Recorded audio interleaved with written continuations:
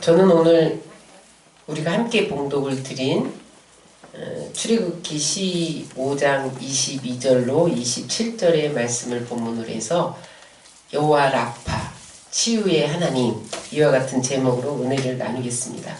지금 저희가 하나님의 이름에 대해서 말씀을 나누고 있습니다. 하나님은 어떤 분이신가? 그래서 여호와 이레, 예비의 하나님, 여호와 니시, 승리의 하나님, 여호와 샬롬, 평강의 하나님, 여호와 로이, 목자 되신 하나님, 거기까지 지난주에 은혜를 나눴습니다. 오늘은 여호와 라파, 따라하세요. 여호와 라파, 치료의 하나님에 대해서 은혜를 나누고자 합니다. 여호와 라파라는 말은 히브리어로 고친다, 치료한다, 그런 뜻이에요. 그런데 이 라파라는 이 원어가 범위가 강범위예요. 우리는 치료 그러면 육신만 치료한다, 그렇게 생각하기 쉬운데 그렇지 않습니다. 여기 옷이 찢어지거나 헤어졌을 때 꿰매어 다시 입도록 고쳐주신다, 수선한다, 그런 뜻도 있어요. 집이 무너지고 집이 파손되었을 때 수리해서 다시 쓰게 한다, 그런 뜻도 있어요. 그 다음에 병든 사람을 고쳐준다, 그런 뜻도 있습니다. 그래서 이 뜻을 종합해보면 고쳐서 온전케 한다, 그런 뜻이에요. 따라 하시겠습니다. 고쳐서 온전케 한다. 그러니까 하나님은 우리를 치료하시는데 육신만 치료하시는 게 아니에요. 따라하세요. 하나님은 우리를 치료하시는데 영, 혼, 육을 치료하신다. 환경을 치료하신다. 관계를 치료하신다. 여러분, 우리의 모든 삶을 치유하시는 분이 하나님이세요. 오늘 여러분들이 이 말씀을 듣다가 우리의 모든 문제와 환경과 질병이 치유되고 가난과 저주가 떠나가는 역사를 경험하시기를 주의 이름으로 축원합니다. 여러분, 우리가 살고 있는 이 세상은 병든 세상이에요. 그래서 질병과 상처가 너무 많아요. 그뿐만 아니라 나라가 앓고 있고, 또 가정이 앓고 있고, 사람들이 앓고 있고, 또 그 다음에 교회도 앓고 있습니다. 어디를 보아도 병들지 않은 곳이 없어요. 우리의 육체도 병들고 마음도 병들고 사람들이 영적으로 신음하고 살아가는 곳이 세상입니다. 그래서 이 세상을 광야다, 그렇게 말해요. 그런데 세상뿐만 아니라 자연도 신음해요. 여러분, 누가 이것을 치료할 수 있습니까? 오늘 주님께서 나는 너희를 치료하는 하나님이니라. 하나님이 치료하신다는 거예요. 하나님은 마음만 치료하시지 않고 육신만 치료하시지 않고 우리의 의원 되어주셔서 우리의 삶의 전반적인 것을 치료해 주십니다. 죽음과 죄와 인생의 모든 문제까지 치료해 주시는 것을 믿으시기 바랍니다. 그래서 예수님이 3년 반 동안 이 땅에 계시면서 사역을 하셨는데요. 예수님 3년 반 동안 공생의 3분의 1을 치유 사역을 하셨어요. 여러분, 여러분들도 치유하시기를 주의 이름으로 축원합니다. 치유만 받지 말고 여러분들이 치유하는 것이 예수님의 한 일을 여러분들이 하고 더 큰 일도 하게 된다는 말씀을 성취하는 거예요. 여러분들도 치유자가 되시기를 주의 이름으로 축원합니다. 오늘 본문 말씀은 이스라엘 백성들이 출애굽해서 마라라는 곳에 당도했는데 그곳에서 물을 먹어보니까 쓴물인 거예요. 그래서 먹을 수가 없었어요. 그런데 그때 하나님께서 지시하시기를 한 나뭇가지를 그 물에 던져라. 그래서 그 나뭇가지를 던졌더니 그 쓴물이 단물 되어지고 그 후에 하나님께서 우리에게 말씀하시기를 나는 너를 치료하는 여호와다. 여호와 라파. 그렇게 자기를 계시한 사건입니다. 오늘 첫 번째 마라의 쓴물 같은 인생에 대해서 함께 은혜를 나누겠습니다. 15장 22절로 23절을 다 같이 함께 읽겠습니다. 시작. 모세가 홍해에서 이스라엘을 인도하매 그들이 나와서 수르 광야로 들어가서 거기서 사흘 길을 걸었으나 물을 얻지 못하고 마라에 이르렀더니 그곳 물이 써서 마시지 못하겠으므로 그 이름을 마라라 하였더라. 이스라엘 백성들이 출애굽해서 막 나왔는데 애국 군대가 쫓아오는 거예요. 그랬더니 하나님이 홍해를 갈라서 그들을 건너게 하십니다. 그래서 그들이 홍해의 기적을 맛보고 춤추며 노래하며 막 광야로 걷기 시작을 하는데 수르 광야로 들어오기까지 사흘 길 동안 물이 없어서 물을 마시지 못했어요. 여러분 사흘 길은 11km 정도 됩니다. 아니 53km 정도 됩니다. 그러니까 아주 오랫동안 사흘 동안 물을 마시지 못했으니까 이들이 얼마나 갈증에 시달렸겠어요. 그런데 마라에 당도하니까 거기에 샘물이 하나 있는 거예요. 그래서 그들이 막 달려가서 물을 막 마셨는데 너무 써가지고 먹을 수가 없는 거예요. 그러니까 다 뱉어냈어요. 그러면서 그곳 이름을 마라라고 불렀다. 마라라는 뜻이 뭐냐면 쓰다, 고통스럽다 그런 뜻이에요. 이 마라의 쓴물은 인생의 고통을 상징합니다. 여러분 우리 인생이 이렇습니다. 무엇을 얻고자 물이 없어서 막 물을 얻고자 소원했는데 그것을 얻으면 행복할 것 같아요. 부러울 것이 없을 것 같아요. 그런데 막상 그것을 얻고 보니 별 볼 일 없는 거예요. 그것이 쓴물일 수도 있고 그것이 나를 고통스럽게 할 수도 있다는 거예요. 사람들은 여러분 이 세상을 살면서 내가 성공하고 출세하고 돈을 많이 벌면 그 다음에 모든 행복이 나에게 찾아올 것이라고 생각을 합니다. 그런데 오늘 사흘 길을 걸어서 물을 찾지 못하다가 물을 발견했는데 그 물이 쓴물이었다는 거예요. 여전히 괴로움이 많은 그러한 인생이라는 거죠. 이게 바로 인생의 쓴물입니다. 그래서 이 이스라엘 백성들이 그곳에서 모세를 원망하기 시작했다는 거예요. 여러분 우리가 인생의 고통을 만날 수 있습니다. 우리도 이 세상을 광야라고 말하잖아요. 이 광야 같은 세상을 살아갈 때 인생의 쓴물을 만날 수가 있어요. 여러분 누구에게나 인생의 마라는 있는 거예요. 고통의 마라가 있고 실패의 마라가 있고 이별의 마라도 있고 그 다음에 마라의 쓴물처럼 미움의 쓴물도 있고 분노의 쓴물도 있고 두려움과 불안의 쓴물도 있고 우울의 쓴물도 있고 좌절과 절망의 쓴물도 있고 죄악의 쓴물도 있고 질병의 쓴물도 있고 가난과 저주의 쓴물도 있고 죽음의 쓴물이 있어요.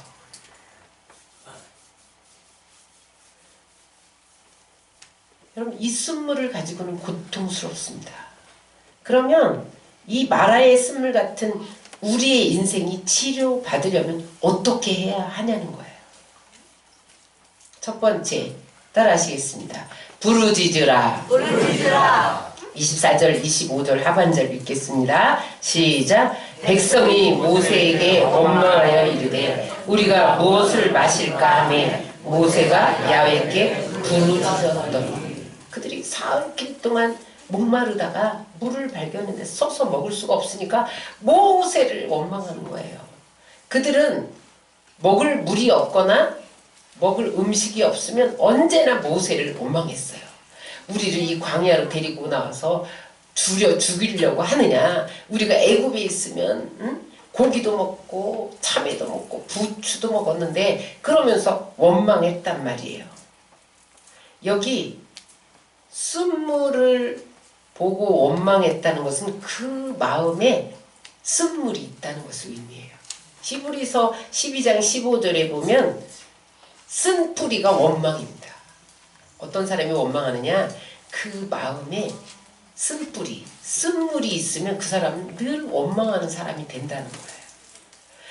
그런데 그 수백만, 200만 정도 되잖아요. 장정만 60만이니까 여자와 어린아이까지 하면 200만 정도 되는데 그 200만이 막 모세를 원망할 때 쓴물은 단문으로 바뀌지 않았다는 거예요.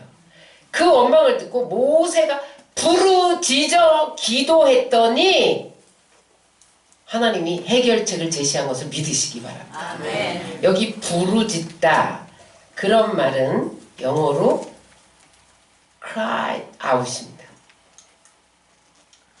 무슨 뜻인가 하면 내 속에 있는 것들을 쏟아놓으면서 기도했다는 거예요.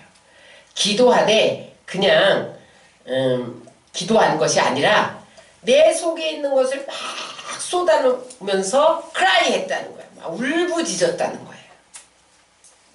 그랬더니 하나님께서 해결책을 제시했다는 거예요. 여러분, 하나님은 우리가 부르짖을 때 고통에서 건져준다고 약속하셨어요. 우리가 부르짖을 때 곤경에서 구하시겠다고 약속하셨어요. 우리가 부르짖을 때 사망에서 건지시겠다고 말씀하셨어요. 예레미야 33장 3절을 다 같이 읽겠습니다. 시작. 너는 내게 부르짖으라. 내가 내게 응답하겠고 내가 알지 못하는 크고 은밀한 일을 내게 보이리라. 여러분들 쉽게 여러분들이 외우기 위해서 다이알 333 이렇게 부르면 예레미야 33장 3절을 쉽게 외울 수 있습니다. 그런데 여기 크고 은밀한, 옛날 성경에 비밀한, 비밀이 더 잘 번역된 건데 바꿨네요. 비밀한 일을 보여주겠다. 여러분, 우리가 기도하기 전에 하나님은 우리에게 비밀을 말씀하지 않습니다. 부르짖으면 하나님이 비밀을 알려주세요. 아멘. 비밀은 아무나 알려주나요? 친한 사이만 알려줘요. 여러분들이 하나님께 부르짖으면 하나님이 이 문제를 해결할 비밀을 알려주시는 거예요. 근데 모세가 부르짖으니까 어떤 일이 생겼냐면 하나님이 해결책을 지시하는데 나뭇가지를 꺾어서 물에 던지라는 거예요. 그러면 샘이 치유된다는 거예요. 하나님이 기도 응답하신 것을 믿으시기 바랍니다. 그러면서 26절에 가면 하나님 자신을 난 치료하는 하나님이야. 그렇게 말씀하세요. 바꿔서 말하면 여러분들이 오늘 치료받지 못한 어떤 문제가 있으세요? 부르짖지 않았다는 거예요. 부르짖으시기 바랍니다. 그러면 하나님이 치유해 주시겠다. 비밀한 방법을 제시해 주시겠다. 부르짖는 게 뭐예요? 기도예요. 기도. 우리는 인생의 마라를 만날 수 있어요. 그럴 때 자칫 원망할 수밖에 없어요. 그런데 원망하면 멸망합니다. 이스라엘 백성들이 원망하다가 광야에서 다 죽었잖아요. 불뱀에 물려서 죽었잖아요. 고린도전서 10장 10절은 이렇게 말씀합니다. 다 같이 읽겠습니다. 그들 가운데 어떤 사람들이 원망하다가 멸망시키는 자에게 멸망하였나니 너희는 그들과 같이 원망하지 말라. 이스라엘 백성들이 광야에서 원망하다가 다 불뱀에 물려서 죽었단 말이에요. 그러므로 여러분 원망하지 말고 기도하시기 바랍니다. 아멘. 기도하니까 하나님이 나뭇가지를 보여주셨어요. 원망할 때는 나뭇가지가 보이지 않았어요. 그래서 나는 너를 치유하는 여호와입니다. 구약에 최초로 언급된 하나님의 치유가 창세기 20장 17절에 나와요. 다 같이 읽겠습니다. 아브라함이 하나님께 기도하매 하나님이 아비멜렉과 그 아내와 여종을 치료하사 생산케 하셨으니, 무슨 말이냐면 아비멜렉이라는 집에 큰 병이, 식구들이 큰 병에 걸린 거예요. 근데 그 아비멜렉의 여종은 또 태가 다쳐서 아이를 낳지 못해요. 그런데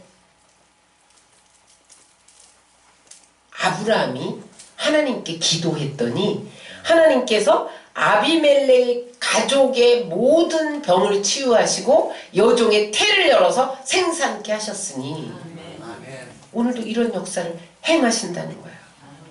따라서 치유받으려면 기도해야 된다. 여러분, 지금 여러분들에게 치유받아야 할 육신의 문제가 있으세요? 가정의 문제가 있으세요? 여러분, 환경의 문제가 있으세요? 사업의 문제가 있으세요? 부르짖으시기 바랍니다. 기도로 맡겨야 돼요. 여러분들, 문제를 내가 끌어안지 말고 맡기는데, 어떻게 맡길 수가 있어요? 내가 하나님께 기도로 맡기는 거예요. 빌립보서 4장 6절로 7절을 다 같이 읽겠습니다. 시작. 아무것도 염려하지 말고 오직 모든 일에 기도와 간구로 너희 구할 것을 감사함으로 하나님께 아뢰라. 그리하면 모든 지각에 뛰어난 하나님의 평강이 그리스도 예수 안에서 너희 마음과 생각을 지키시리라. 염려하지 말고 기도와 간구로 하나님께 감사로 맡기래요. 맡긴다는 것은 뭐냐면, 여기 공이 있어요. 공을 상대방에게 완전히 던지는 거예요. 염려라는 그런 어떤 문제라는 그러한 공을 주님께 던지는 게 맡기는 거예요. 내 손에서 완전히 다른 사람 손으로 넘겨주는 것, 그게 맡기는 거예요. 쓰레기를 쓰레기통에 버려버리는 것, 그게 맡기는 거예요. 여러분, 쓰레기를 쓰레기통에 버리고 또 주워오나요?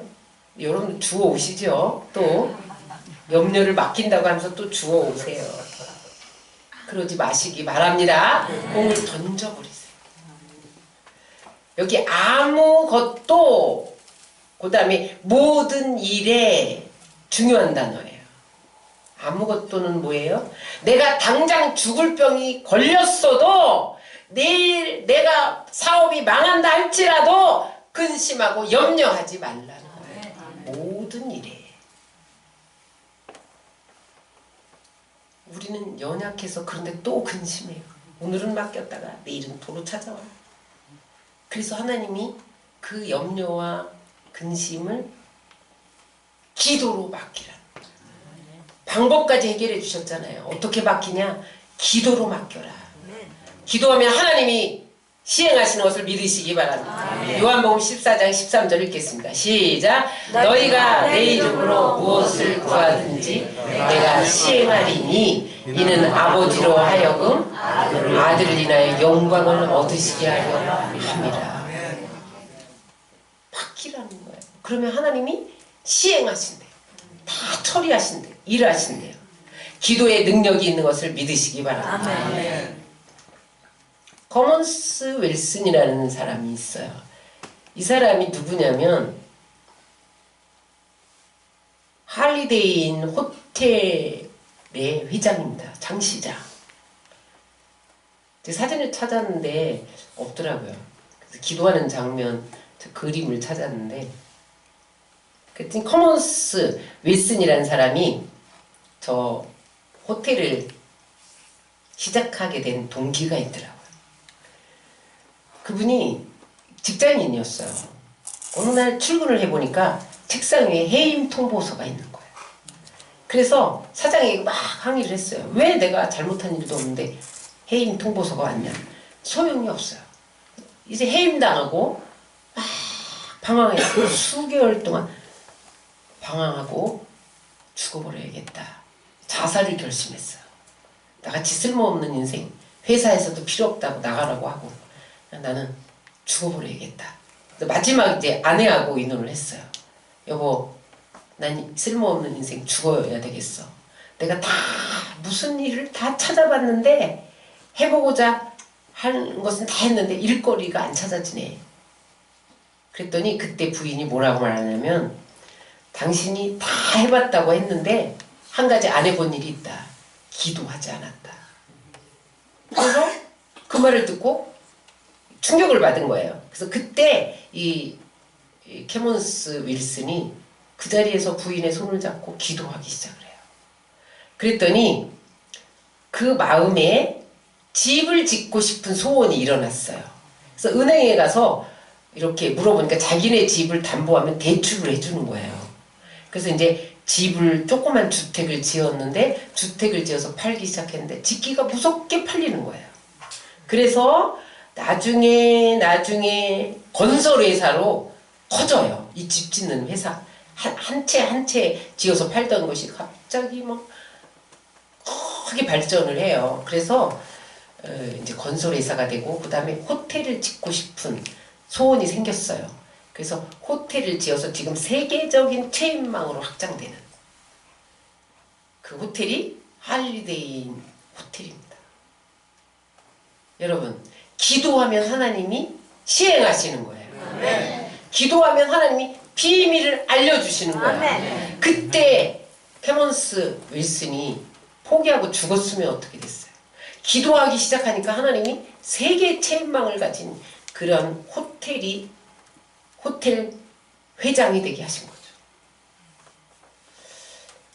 아무리 억울해도 아무리 문제가 커도 하나님 앞에 엎드려서 기도하시면 하나님이 해답을 주시는 것을 믿으시기 바랍니다. 얼마나 더 큰 축복이 기다리고 있어요. 그래서 여러분 기도하세요. 기도하면 여러분들이 생각지도 못했던 비밀을, 기적적인 방법을 하나님이 알려주시고 여러분 인생의 쓴물을 단물로 바꿔주실 줄 믿습니다. 두 번째, 어떻게 해야 되냐? 단물이 쓴물로 바뀌려면 어떻게 되냐? 따라하세요. 십자가를 바라보라. 15장 25절 하반절 읽겠습니다. 시작. 야훼께서 그에게 한 나무를 가리키시니 그가 물에 던지니 물이 달게 되었더라. 모세가 부르짖으니까 한 나뭇가지를 보게 하셨잖아요. 그래서 그것을 물에 던져라. 던졌더니 쓴물이 단물로 바뀐 거예요. 여기 십자가는, 아니 여기 나뭇가지는 예수님의 십자가를 예표합니다.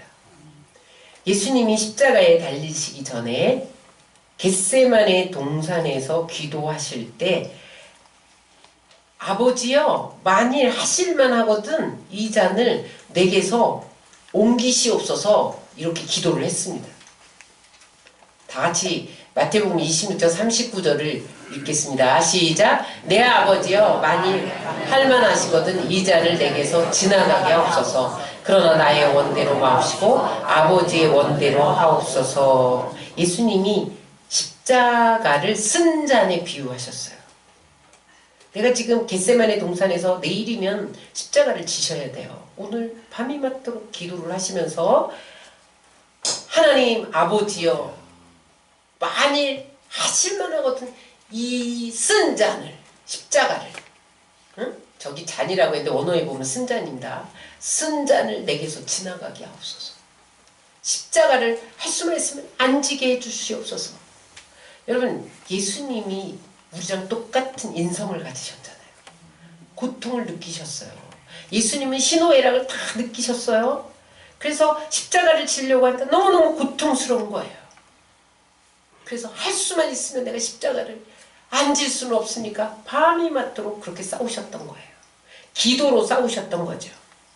그런데 그가 이것이 온 인류를 구하는 방법이기 때문에 하나님의 뜻을 알았어요.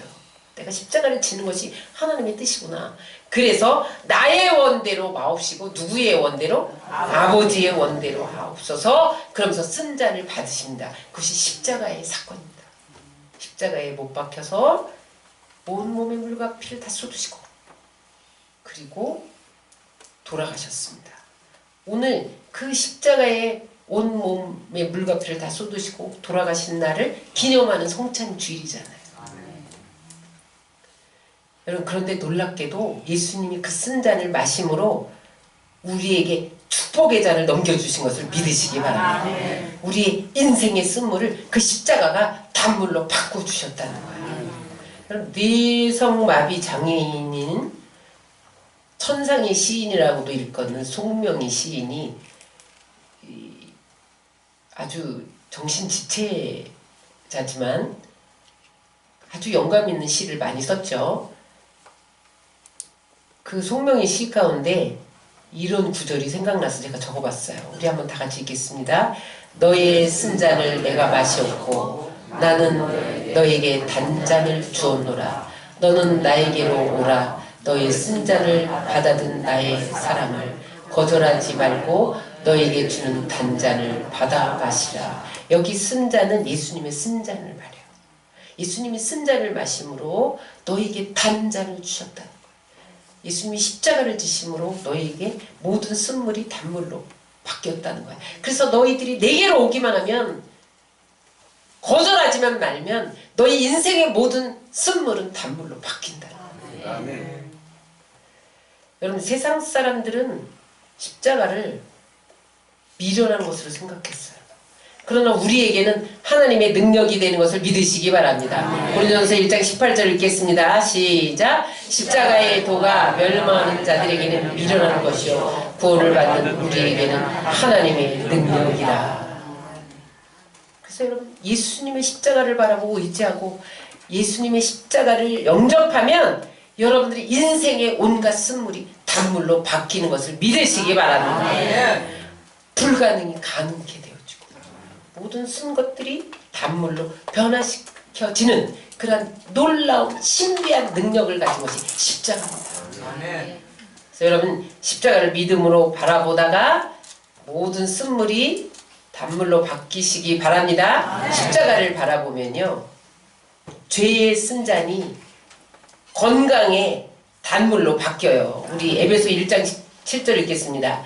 우리는 그리스도 안에서 그의 은혜의 풍성함을 따라 그의 피로 말미암아 속량 곧 죄사함을 받았느니라. 십자가를 영접하면 우리 안에 죄가 해결되는 방법이 없는데 그 죄가 의로 바뀌어져요. 그래서 여러분, 십자가의 보혈을 의지해서 회개하고 거기에서 엎어지면 하나님이 우리를 의인으로 영접해 주는 거예요. 그 다음에 예수님의 십자가를 바라보고 의지하면 어떤 역사가 있느냐? 따라하세요. 질병의 쓴물이 건강의 단물로 바뀐다.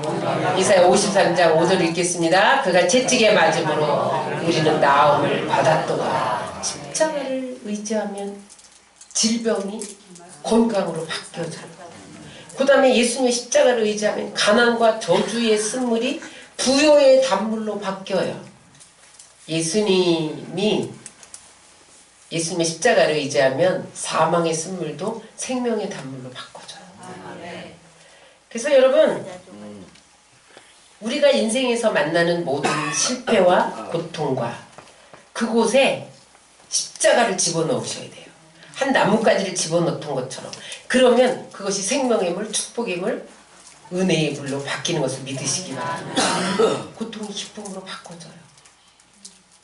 그래서 여러분, 십자가 앞에 엎드리시기 바랍니다. 하나님의 뜻대로 살리라 결단하면 인생의 모든 쓴물이 단물로 바뀌는 거예요.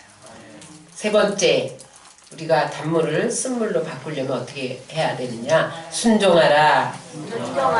26절 읽겠습니다. 이르시되 너희가 너희 하나님 나 야훼의 말을 들어 순종하고 내가 보기에 의를 행하며 내 계명에 귀를 기울이며 내 모든 규례를 지키면 내가 애굽 사람에게 내린 모든 질병 중 하나도 너희에게 내리지 아니하리니 나는 너희를 치료하는 여호와이라.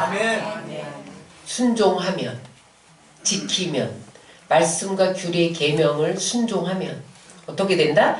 하나님이 너희를 다 치료하겠다. 모세가 한 나뭇가지를 지시했을 때 원망할 수 있죠. 아니, 하나님 좀 합리적이고 확실한 해결책을 주셔야지. 아니, 저 쏜물에다 나뭇가지를 넣는다고 무슨 단물로 바뀝니까? 이렇게 원망할 만한데 모세는 그대로 행했다는 거예요. 그랬더니 어떻게 됐어요? 쓴물이 단물로 바뀌었어요. 그럼 우리가 기도할 때 하나님이 우리에게 계시해 줄 때가 있어요. 감동을 주실 때. 그것을 성령의 감동이라고 말해요. 그러면 여러분 그대로 순종하시기를 주의 이름으로 축원합니다. 가감하면 안 돼요. 순종하면 단물의 기적이 일어납니다. 여러분들이 지금 어떤 문제를 가지고 하나님 간절히 기도하는데 하나님이 내가 이렇게 계명을 지키고 이렇게 규례를 지키고 그래라 이렇게 말씀을 하셨어요. 그러면 아멘! 그리고 순종해야 돼요. 그러면 그 문제가 해결돼요. 그래서 그대로 순종했더니 쓴물이 단물로 바꿔졌어요. 요한복음 2장에 보면 최초로 기적이 일어난 사건인데 가나의 혼인잔치에서 물이 포도주로 바뀐 기적입니다. 이것이 최초의 기적인데 그때 잔치 자리에서 포도주가 떨어지면 망신이에요. 이스라엘 풍습이 그랬어요. 그런데 포도주가 떨어진 거죠. 그러니까 사람들이 와서 예수님 어머니 마리아에게 포도주가 떨어졌으니까 예수님께 가서 말 좀 해달라는 거예요. 그러니까 예수님께 가서 포도주가 떨어졌다. 어떻게 좀 해봐라. 그랬더니 아직 내 때가 이르지 않았다. 그래요. 그랬더니 그 마리아가 하인들에게 뭐라고 지시를 하냐면 요한복음 2장 5절에 나옵니다. 다 같이 읽겠습니다. 그 어머니가 하인들에게 이르되 너희에게 무슨 말씀을 하시든지 그대로 하라. 예수님이 뭐라고 말씀하실 거야. 내가 지금 포도주가 떨어졌다라고 말씀을 드렸어. 무슨 말씀을 하든지 그대로 하라. 이렇게 명령을 했어요. 근데 예수님 잠시 후에 오시더니 뭐라 그러냐면 결례통 항아리에 물을 아구까지 채워. 이렇게 명령을 하시는 거예요. 결례통이 뭐냐면 이스라엘은 먼지가 많잖아요. 그러다가 뭐 남악신이나 무슨 그런 신을 더우니까 집신같이 그런 신을 신고 다니잖아요. 먼지가 가득하니까 집안에 들어올 때 발 씻는 물이 결례통이에요. 그런데 거기에다가 물을 아구까지 채우래요. 여러분 하인들이 생각할 때 합리적으로 맞지 않죠. 이성적으로 맞지 않죠. 포도주 통을 들어다가 떠다 주라고 하면 모르겠거니와 포도주가 떨어졌는데 결례통에다 물을 채우라는 건 이성적으로 맞지 않습니다. 그러나 그들이 그대로 했다는 거예요. 그랬더니 어떻게 됐어요? 물이 변하여 포도주가 된 것을 믿으시기 바랍니다. 그래서 그것을 갖다가 사람들에게 나눠주니까 연회장이 아니 이 포도주가 어디에서 났어? 이렇게 좋은 포도주를 감춰뒀단 말이야? 이렇게 놀랬다는 거예요. 그 말이 2장 9절에 나옵니다. 다 같이 읽겠습니다. 연회장은 물로 된 포도주를 맛보고 어디서 났는지 알지 못하되 물도운 하인은 알더라. 물도운 하인은 알더라. 순종의 맛을 여러분 아시나요? 순종해본 사람만이 순종의 맛을 압니다.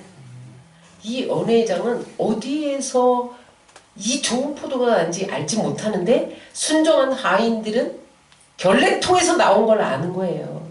다시 말하면 하나님이 기적을 일으킨 걸 아는 거예요. 세상 사람에겐 기적이 보이지 않습니다. 순종한 사람에겐 기적이 보인다. 때로 우리에게 하나님이 기도 응답을 하셨어요. 그런데 내가 바라던 응답이 아니야. 내가 기대한 밖에 그런 응답이 다가올 때가 있어요. 그럴 때 여러분 그대로 받아들이시기 바랍니다. 순종하면 반드시 하나님이 쓴물을 단물로 바꾸십니다. 마지막으로 그들이 그렇게 쓴물이 단물로 바꿔져서 이제 목을 축이고 계속해서 광야를 걸어갔는데 11km를 갔더니 엘림에 도착했다는 거예요. 그 엘림이 어떤 지역인가를 보겠습니다. 27절을 다 같이 읽겠습니다. 시작! 그들이 엘림에 이르니 거기 물샘 12과 종려 70주가 있는지라 거기서 그들이 그 물 곁에 장막을 치니라. 엘림에 당도했는데 거기에는 종려나무 70 그루가 있었고 12샘물이 터졌다는 거예요. 무슨 말이에요? 광야는 물이 없어서 사흘 길을 걸어가도 얻지 못했어요. 결국 만난 곳이 쓴물이었단 말이에요. 그런데 엘림에 도착하니까 12샘물이 터지는 거예요. 종려나무 70그루에 종려가 가득 열려서 그 곁에 장막을 쳤다는 거예요. 여기 12샘물은 이스라엘이 12지파를 의미하고요. 종려 70중 70인 장로를 의미해요. 다시 말하면 이스라엘 백성 전체를 위한 거예요. 하나님은 이스라엘 백성 전체에게 이런 엘림의 좋은 휴식처를 예비해 둔 것을 믿으시기 바랍니다. 아멘. 여러분, 우리의 인생은 광야예요. 고통이 많아요. 마라예요. 쓴물을 내요. 그러나 여러분, 그 가운데서 기도하며 가시기 바랍니다. 십자가 붙들고 순종하며 가시기 바랍니다. 그러면 멀지 않은 거리 11km에 12샘물 터지고 70주의 종려나무가 넘쳐나는 엘림을 만나게 될 줄 믿습니다. 여러분, 하나님은 이미 출애굽을 시작할 때 엘림을 예비해 놓으셨다는 거예요. 몰랐을 뿐이에요. 그들이 홍해를 건너서 수르 광야를 지날 때도 이미 엘림은 예비되어 있었던 거예요. 그런데 우리가 못 봤다는 거죠. 기억하세요. 엘림은 우리에게 보이지 않아도 여전히 기다리고 있습니다. 하나님은 희망의 하나님이십니다. 우리에게는 희망의 내일이 보이지 않아도 하나님은 여전히 희망의 내일을 준비하고 계십니다. 조건이 있어요. 지금 보이지 않지만 엘림에 도착하려면 여러분들이 해야 할 일이 있어요. 따라하세요. 부르짖어 기도하고, 말씀 붙들고 살고, 십자가 붙들고 살고, 순종하며 살자. 그렇게 결심하면 주님께서 쓴물을 먹고 토하는 우리 곁을 찾아오세요. 그래서 나뭇가지를 던져라. 비밀을 말씀해 주세요. 던지면 그 환경이 고침을 받는 거예요. 하나님은 우리의 몸을 치유하십니다. 마음을 치유하십니다. 관계를 치유하십니다. 가정을 치유하십니다. 직장을 치유하십니다. 사업을 치유하십니다. 우리의 인생을 치유하십니다. 그래서 하나님의 이름은 여호와 라파, 치유하시는 하나님이에요. 이 치유의 하나님과 세상 끝날까지 동행하시기를 예수님의 이름으로 축원합니다. 축원합니다.